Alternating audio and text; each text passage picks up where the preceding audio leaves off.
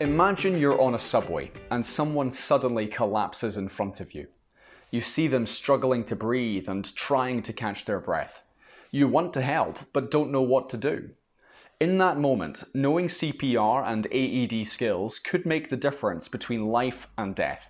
Having the skills and confidence to act can save a life.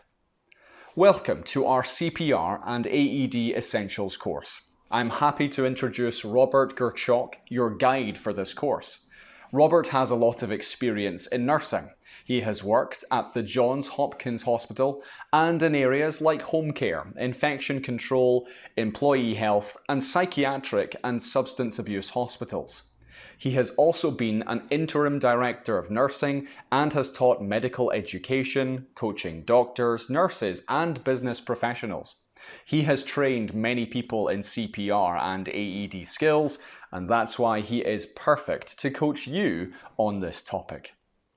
In this course, he will teach you essential skills, including how to identify emergency situations requiring CPR, prepare for CPR using the check, call, care method, perform CPR effectively, and operate an AED machine.